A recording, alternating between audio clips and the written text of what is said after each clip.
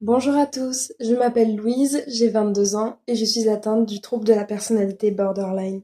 Je vais vous expliquer aujourd'hui mon parcours sportif, ce que m'apporte le sport et j'ai bien sûr mis mon t-shirt du collectif de danse que je faisais au lycée, qui a été très très important pour moi et je vous mettrai à la fin de cette vidéo, petit teaser, une vidéo d'un de mes projets en danse que j'ai fait, mon duo de seconde. C'est parti!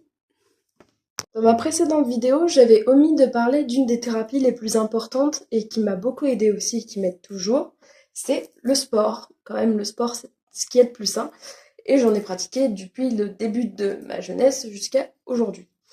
Avant de m'étaler sur mon parcours sportif, je vais d'abord citer, à mon avis, ce que beaucoup de monde savent déjà, mais ce qu'apporte le sport. Donc le sport, ça libère des endorphines, ça permet de réguler sa fréquence cardiaque, son souffle. C'est également très important pour pouvoir maintenir une activité physique et une corpulence régulière, pour ne pas être en surpoids, etc. Mais c'est surtout par rapport à tout ce qui est cerveau, libération d'endorphines, sentiment de bien-être, libération, on se défoule, impeccable. Ensuite, on va parler de mon parcours sportif. Donc depuis mon plus jeune âge, j'ai commencé par tout ce qui est expression corporelle, éveil musical, tout ce qui est autour du chant, du théâtre, de la danse. J'ai commencé par ça. Ensuite, j'ai fait quelques années d'équitation, mais bon, c'était histoire de monter à cheval, quoi, comme beaucoup de petites filles au final.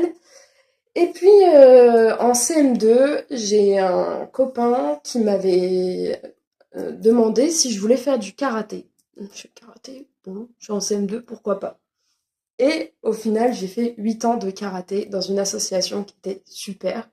Dans une petite association, on n'était pas nombreux. J'ai pu travailler avec des coachs qui étaient super. J'ai pu travailler avec une personne aveugle qui était ceinture marron, qui était très fort. J'ai eu beaucoup tout ça. Et grâce à tout ça, étant donné que j'étais en association, j'ai pas pu passer beaucoup de ceintures. C'était très compliqué pour les passages de ceinture. Il y avait pas beaucoup de profs compétents. Donc du coup, je me suis arrêtée à la ceinture orange-verte jusqu'à du coup ma troisième à peu près. Voilà. C'est pas terrible, mais bon, moi ça me permettait de me défouler.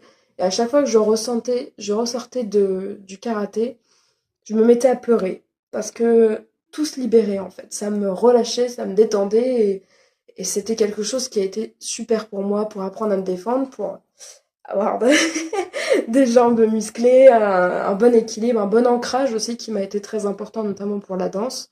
Un bon ancrage, gérer mon souffle